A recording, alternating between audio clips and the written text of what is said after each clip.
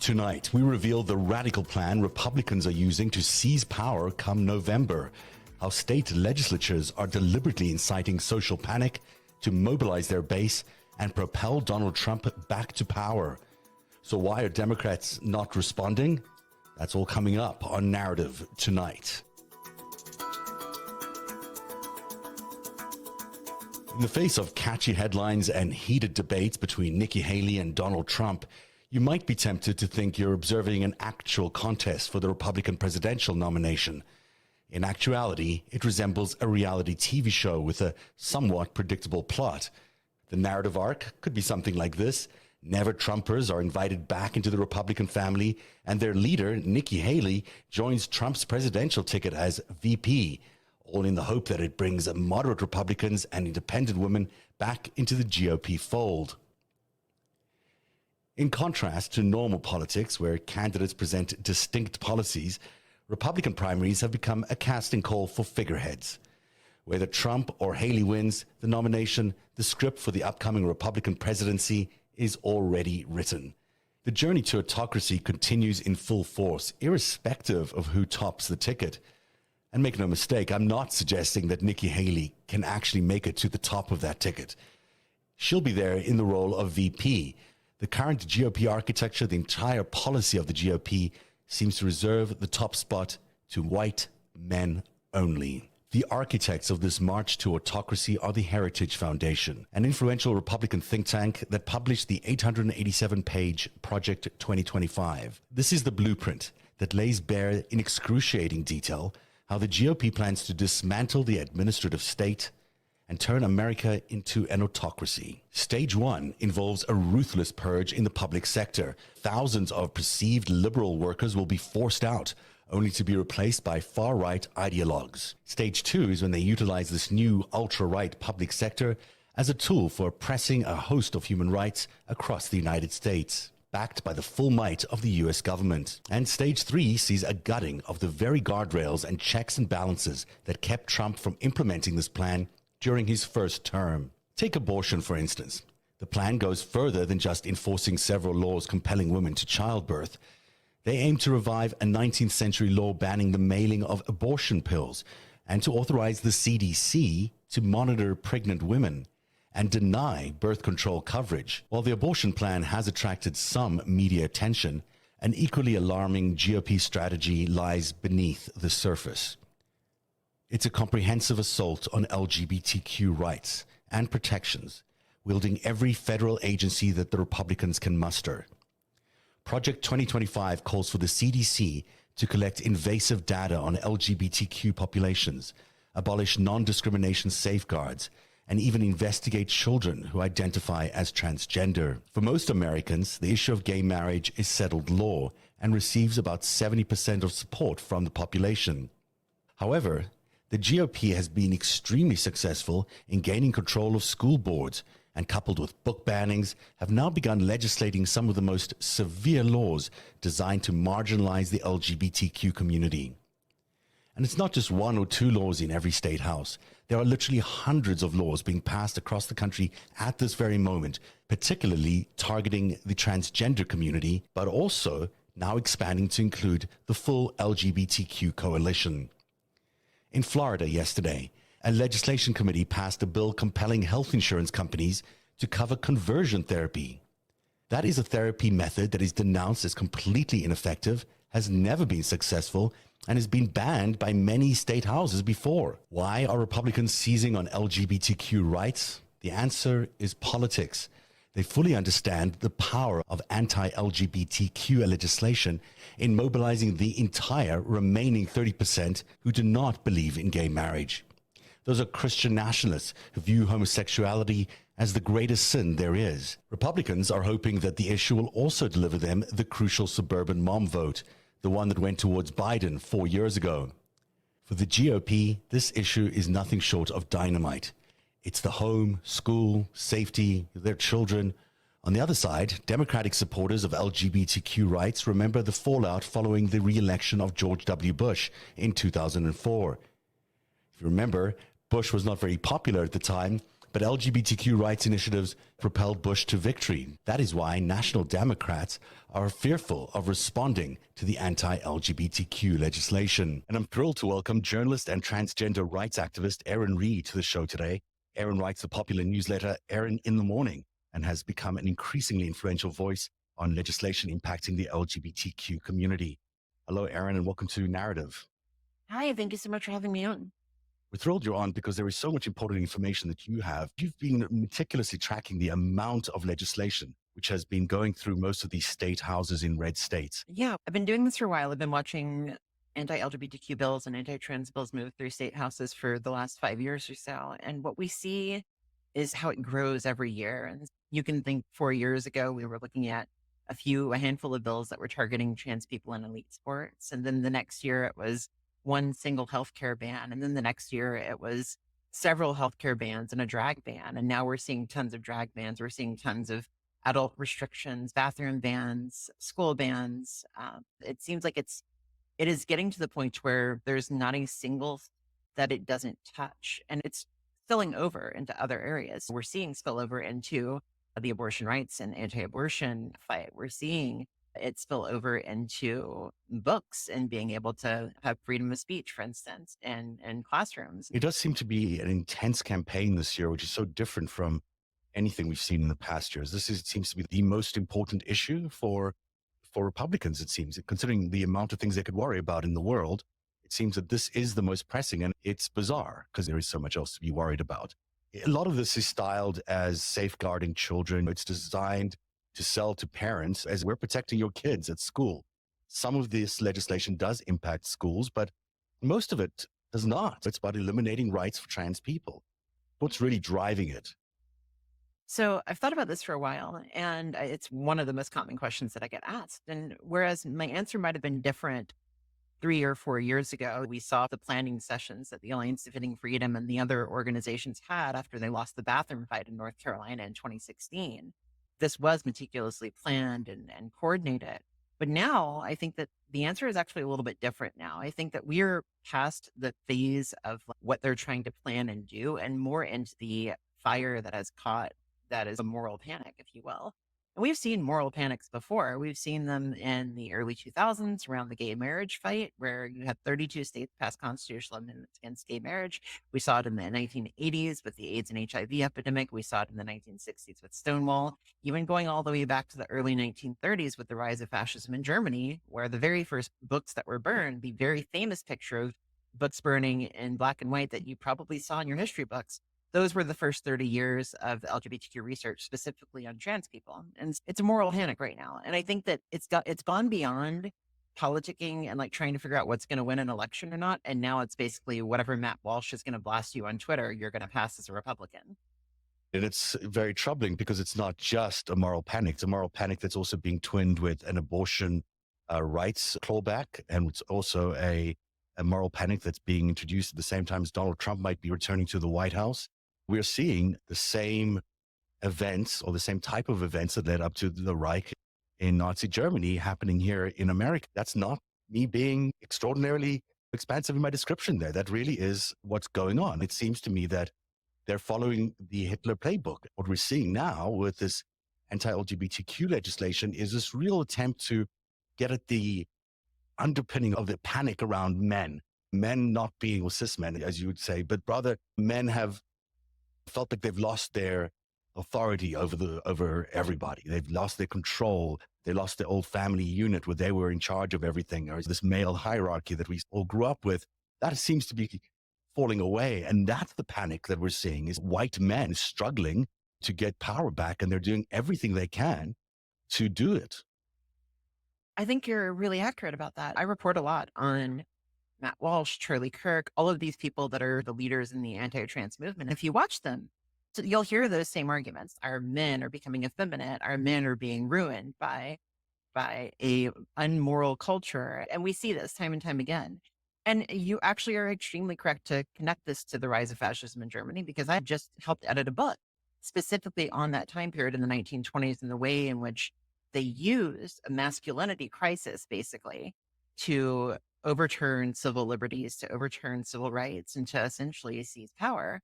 And we're seeing that in the state houses across the country right now. You mentioned the abortion fight, for instance. We are seeing the rejection of the ability of people to vote on abortion. We saw, for instance, just this last week in Montana, the attorney general in Montana said that an abortion rights amendment was not going to be allowed to be on the state ballot for very contrived reasons. There was not a good justification of that. And we're seeing similar fights play out in Arizona and Florida. So yes, this is something that has strong connections to masculinity, to the control over women's bodies, and to the general idea that they are afraid of LGBTQ people and that we are going to somehow weaken America's men or something like that. It certainly seems to be supported by some studies that are being put out. I was really interested in the latest CDC study, which said that something like a quarter of Gen Z high school kids were identifying as LGBTQ. But when you look at the numbers themselves, the numbers and the research in that and the questions in that study are very different from the questions that were asked in 2015 when that was first surveyed. And the number had increased dramatically, but it's because the questions had changed dramatically. When you actually looked at the numbers themselves, still 3% of Gen Z identified as being gay. And that was the same number as certainly when I was growing up, that was 3% of kids who identified as being gay. Now, the others along the margins have changed because there's a lot more openness for people to talk about their sexuality and their sexual and their gender identities. Of course, they might identify as being more curious or more questioning. Those things might be happening in a greater rate just because that's what we're seeing in society. Gen Z is clearly much more open about gender identity than any generation before. The CDC comes out with this study, and then you get the whole GOP freaking out, using that as a reason for justifying this legislation. If you go back to the early 1900s, they did studies on the prevalence of left-handedness in society. And if you look at 1900 to 1910 or so, 3.5% of people said that they used their left hand predominantly. That then swooped up to about 12 to 13%, which is where it's been ever since. And whenever you look at that time period, you actually can find very stunning parallels to what happened. It wasn't that there was a sudden social contagion of left-handedness. It wasn't that left-handedness grew massively in society. It's that people were finally allowed to use their left hands in schools. We made accommodations with left-handed desks, left-handed tools, writing utensils, scissors, and all of these things happened. And then on the other hand, there was even a parents' rights movement back then about if you let kids be kids, let them use their left hand, versus another group that was saying, no, we can't accept left-handedness in school. They're going to all become miscreants and criminals. This was the same arguments that were done back then. So the comparison is strong. The truth of the matter is that LGBTQ people, we've always existed in society. You can go back throughout human history and find as trans people, especially as well. But now that we are finally making accommodations in schools, we're finally making accommodations in our daily life, people feel more free to come out. I was a trans kid back whenever I was 12 years old. I had my own little website online. I had my name on it and all. But the thing is that in Louisiana, at 12 years old in the 1990s, it was not possible to transition. And so I could not identify myself. I would have identified as not trans back then on a survey because I wasn't allowed to be. Right. And yes, things change whenever you finally accept people. That's a very good point, and thank you for sharing that. Behind all of this, of course, affecting a lot of people in America are people who are going to be struggling and are currently struggling with their lives because of this LGBTQ legislation. We hear a lot about how people are struggling with the abortion bills, and of course, that's very stark reality. But there's also a great fear amongst LGBTQ people of what's coming. Certainly, we don't know where this is going to end. We don't know to what extent this GOP push might go, especially when you have the framework of Adolf Hitler and lurking behind you here. There's an enormous amount of fear, and especially fear amongst kids, which seems the most reprehensible fear to be inflicting on anybody. If you're going to inflict it on adults, but instead they're going after these kids and who are trans and can't even use the same bathrooms as their gender identity. It seems unbelievable. And I want to actually humanize this a little bit for your audience and let them know what this actually looks like. I talk to parents of trans kids all the time. I talk to trans people all the time. And I hear stories about how there's a trans kid that's been using this bathroom for years now. And under a law in Iowa, cannot do that anymore and therefore has to hold her pee the entire day. She's got an UTI. This happens. This has been filed in lawsuits. And then you see a place like West Virginia or Alabama where they're passing gender affirming care bans that might make it illegal to take your kid out of state. And you have this situation where there are 15, 16-year-old trans girls that have been known as themselves for their whole lives who now will be forced off their medication and forced to grow facial hair in front of their friends. Like, it's terrifying. And the situation that these kids are being put in, like, there are trans girls, young teen trans girls who now are going to be forced to go into a male changing room. Hmm. They've got breasts. It's horrifying. We talk about this and you talk about, like, where does this end? I watched the Missouri hearings on a few bills a couple days ago.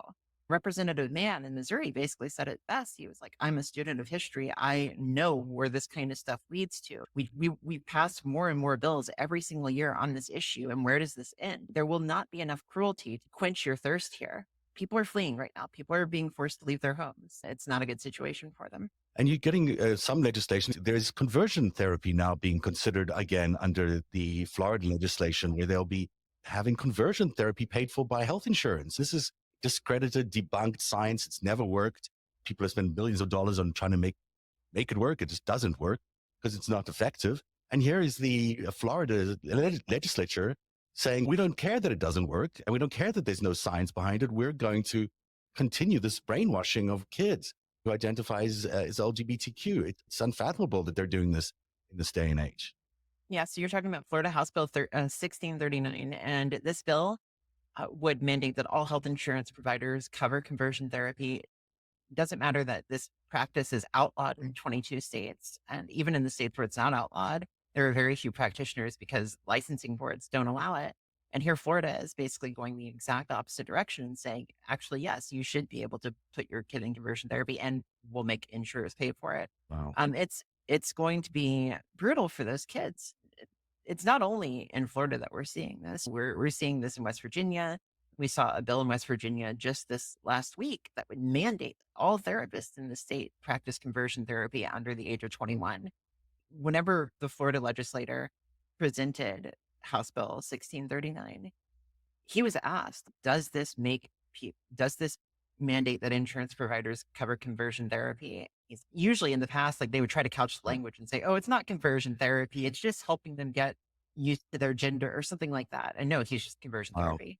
It's good to hear that they're making that admission, at least. The labeling of these bills is so stunning. The one out of Utah, it was an anti-bullying bill, was legislated as an anti-bullying bill, but it was actually bullying kids. It seems, I don't see how they sleep at night when they put together legislation like this. It just seems just unbelievable. I'm going to play you something that I found from your Instagram. This is Shannon and Sean Miller. It's a little lengthy, but it's worth everyone hearing it because it's very powerful. You know a lot about this. Shannon and Sean Miller. Shannon is the mom. Sean is the daughter. They're in Ohio, right? We're in Ohio. Great people.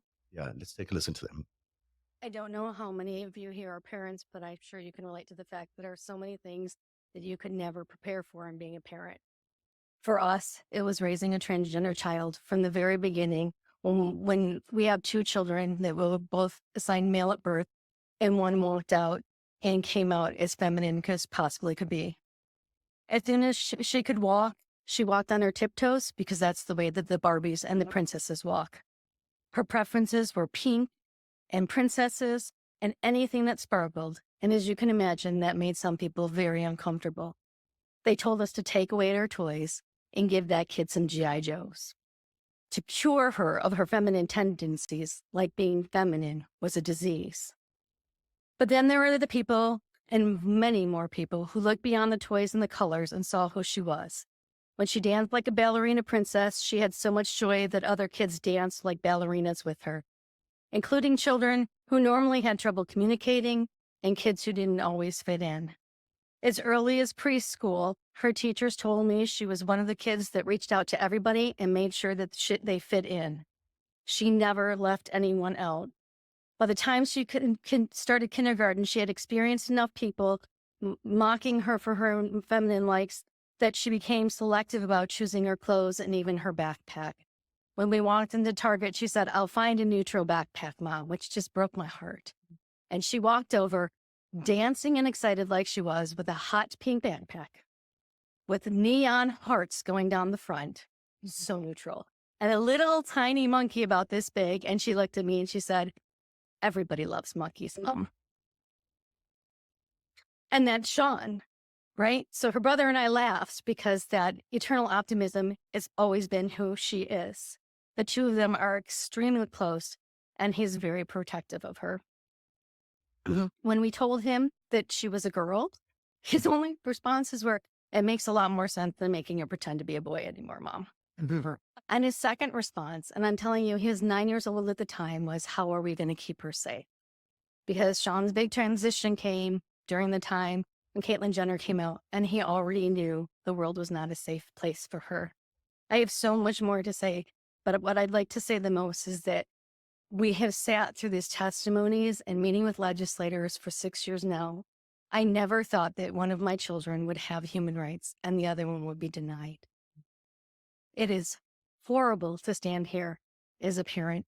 And I didn't talk about my need for medical care and all the other things in these bills because you need to see us who we are. We are families with children that we love, and we're desperate to get the care that we need. There are so many things about parenting I never expect. And despite all of it that we've had to navigate with both of our children, having to fight our own government for the right to save their life is the last thing we anticipated. The last fight we needed, and the last fight we and all of my other parents here today deserve. Thank you. I don't know. Powerful testimony there by Shannon Miller. Now, you were there? Were you there at the time, or did you just see that on? I was not there at the time, but I have met with the two of them before in person. I spoke at an LGBTQ youth center in Ohio and got to meet them. They're wonderful people. They seem very courageous, and the courage of Shannon to speak, of course, is enormous. But Sean also addressed the council there, and it really, both of them have so much courage to be facing this so publicly. Now, can you imagine in a family that is less tolerant and accepting, or in an environment that is less tolerant and accepting than that household, how difficult it's going to be going forward in Ohio or in any of these other red states where kids need to struggle with their gender identity? It's hard because not everybody can leave. And there are people that will be able to leave and that will be able to get out. And if they can, if that's the right decision for those families, I understand it. They need to get the care that they need. I know some families that left all the way from Alabama to go to Massachusetts. I know one family that's living out of their van because it's better than where they were being persecuted by Alabama. And so a lot of families won't be able to. And I think that the biggest thing that I always say is that it's important to find community in your local environment and to have those people that you can turn to that are going to be there for you, even when these bad laws pass. The people that are going to drive you and your kid across the state border to get care, the people that are going to help book things, the people that are going to be there whenever you need to hide, if you need to hide. And these are the hard decisions that a lot of these families are making right now. And then for the ones that do struggle a little bit more with like acceptance and understanding, I think that a lot of us, myself included, we all carry our own biases because of that. But in this day and age, you can see there are trans people that are successful, that are doing amazing things, not just activism. We see video game designers, musicians, Kim Petras. We see actors and actresses and writers. And there's a vibrant and beautiful world out there for these trans youth, for the ones that are allowed to be who they are. And people like the folks that you just showed on the screen, they show that life gets so beautiful once you allow somebody to flourish. And that's what I constantly hear from all of these hearings. That is very inspiring. It really is. Also, when I heard you talking about having to run and hide and find places you can hide in the United States of America in 2024, that seems like such an anathema. It seems unbelievable that we are talking about this kind of draconian legislation being passed. And yet there seems to be a vacuum on the other side. Democrats are not responding. Joe Biden, who was the godfather of gay rights in America, this is him from 2012. I am absolutely comfortable with the fact men marrying men, women marrying women, and heterosexual men and women marrying men all are entitled to the same exact rights, all the civil rights, all the civil liberties. And quite frankly, I don't see much of a distinction beyond that. This is a blind spot, I feel, and that's why I wanted to have you on the show. Just ignoring this thing, letting red states get away with more and more draconian measures is dangerous. It's going to ultimately allow these laws to be enacted, and whatever follows through with that is going to happen. But it's also just bad politics, because by the time this gets to November, you'll have a whole electorate of suburban women who are now activated on this issue because they believe the right on this. What are your thoughts on how the Democrats are responding? Yeah, so I think that the bigger disconnect is actually between the state level Democrats and the national ones. Because in many of these state houses, I've actually seen a lot of good fight. Like I saw in Nebraska, for instance, they shut down the legislature for 82 days in Oh, a really? filibuster. I didn't know that. Yeah, it was actually the longest filibuster, I believe, in history. It was an 82-day filibuster in Nebraska led by Michaela Kavanaugh. It was incredible. And we saw a lot of fight in a lot of these state legislatures. And even in bluer states, we've seen laws that are now protecting trans people. For instance, in Washington state, they passed a safe state legislation, a shield law, where you cannot get somebody's medical records from out of state as an attorney general. And Ken Paxton, the AG of Texas, who all of those folks are making big waves right now with immigration stuff, as I'm sure everybody's aware of. But he tried to say that if you left Texas to go get care at Seattle Children's Hospital, I want your medical records. And Seattle Children's Hospital said no, because Washington passed a law that I can't do that. So I want to, before I talk about the national stuff, like state level Dems, actually local has been working well. But at the national level, you're right. It's been relatively quiet. And I don't think they are prepared for what happens when this wave hits them. And I've taken meetings with national Dems. I've talked to some of them and helped them understand what's happening on the ground and what you can expect to see in these hearings. We're starting to see the gender affirming care, the sports hearings. We had a national sports bill that was just heard a month ago where Riley Gaines testified in front of Congress. It's, for me, as somebody that's been watching this in all of these state houses for 4 years now, I just hope that they are ready in the same way that some of these other folks were able to talk about it in the state houses. And I hope that they learn. Yeah. I hope that they learn from what's going on. I hope they do too, and I hope they do so quickly, because I think what they're going to be facing come November is a really unexpected wave of ambivalence towards them, because a lot of the Gen Z, which really is a generation which is so far behind the new way of approaching gender identity, they're not going to be as activated if they don't realize that this is a big national issue. We need them to come out in their droves, and that is part of the Biden coalition that needs to be showing up. And they might not be as activated if they don't realize that Biden is really fighting for LGBTQ rights. And at the same time, the suburban women, which is the sort of the supposed independent women who live in the outskirts of some of these red states that really can swing elections, if they're not getting a counter narrative to all this information they're getting from the right, they're just going to be fed propaganda. They're going to start believing it. It's going to start seeping into the way they live. And because it's about protecting their kids, of course they're going to vote on that. This is a very big groundswell, and we saw it work in reverse in 2004 when Bush was reelected. And it worries me that by ignoring it, we're going to recreate it. And I hope that this show works in activating some of the left in terms of making this a national issue. I think it's one of those issues that people can really get behind. People can get behind rights being taken away and freedoms being taken away. America is about freedom, so we should be able to do that. And there are good ways of framing and talking about these issues. What I will say is I want to pull back slightly, because what we do know, at least we know that there's opportunity here. There is opportunity here to get ahead on this and to win on this even. Because what we've seen is every time in these state races that they have tried to make this their big issue to run an election on. But whenever they try to run an election on this, we've got really good examples. We can look at Andy Beshear in Kentucky. The American Principles Project spent like $5 million in anti-trans ads with floating scissors around kids and stuff like that. We saw Judge Janet Protasiewicz in Wisconsin, who won the Supreme Court race there. The big issue there was that she was going to allow sex changes for minors. We saw in Georgia, Herschel Walker versus Riley. Riley Gaines sat with Herschel Walker on an ad against Reverend Ralph Warnock, and Warnock won that race.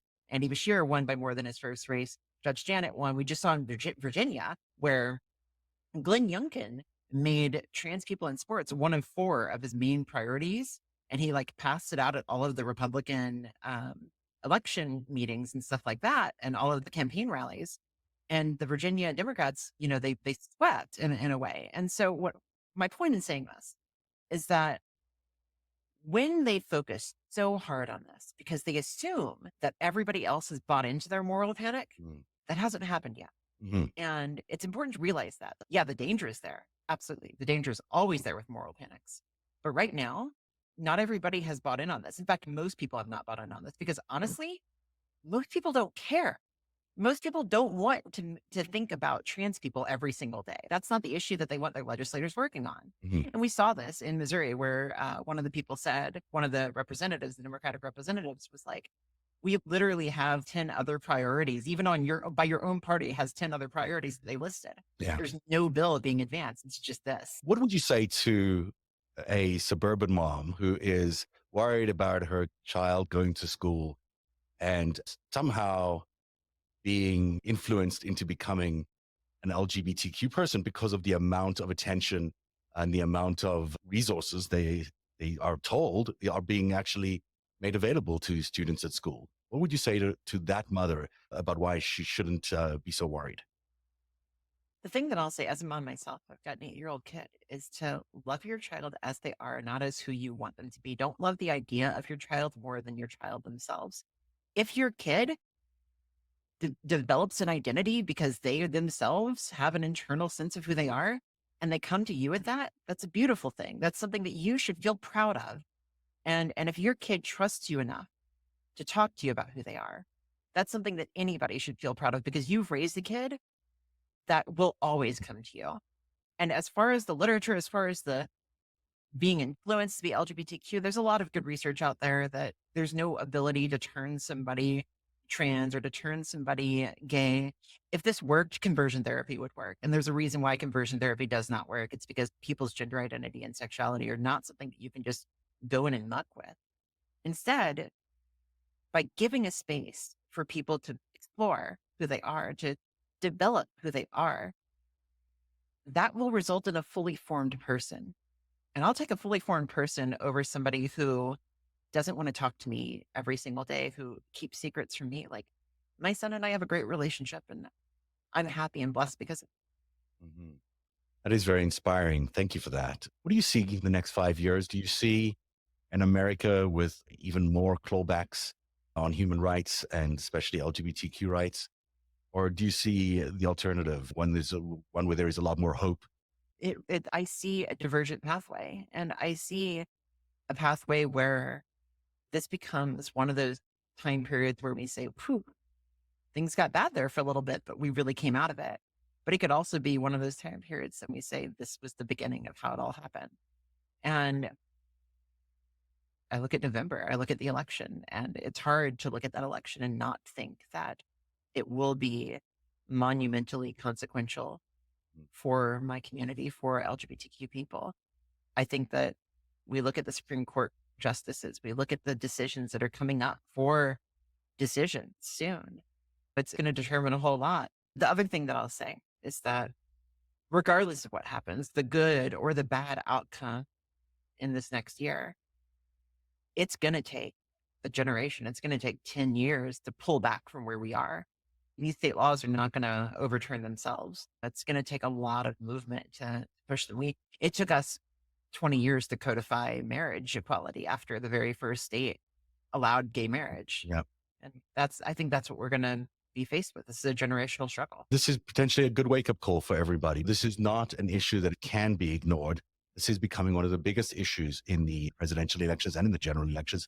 And it's so important that everybody starts taking note of what is happening. This legislation is not just limited to some school related issues. This legislation is going far beyond that and is impacting the entire LGBTQ community. We have to get mobilized around this, and Democrats need to start understanding this is a powerful, as you point out, a powerful thing for them heading into these elections. It'll mobilize a lot of people and mobilize a lot of Gen Z people.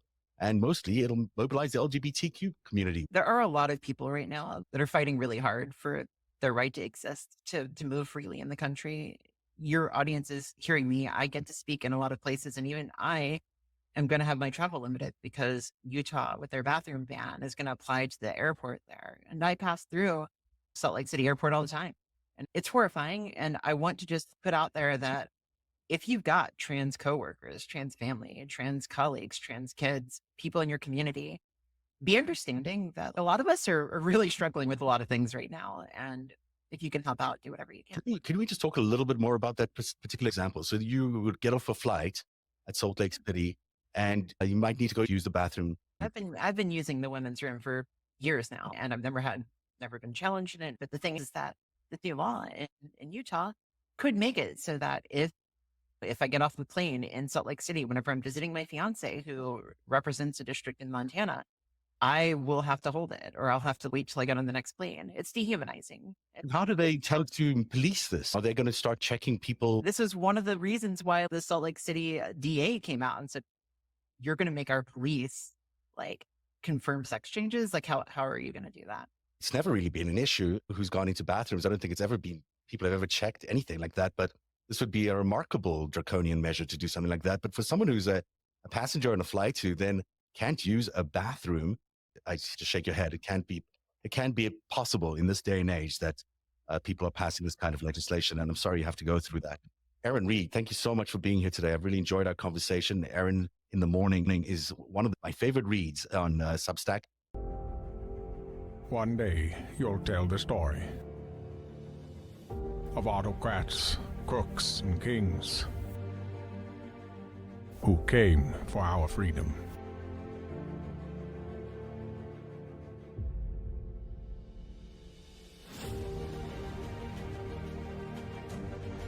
A story of citizens who stood up to tyranny and won.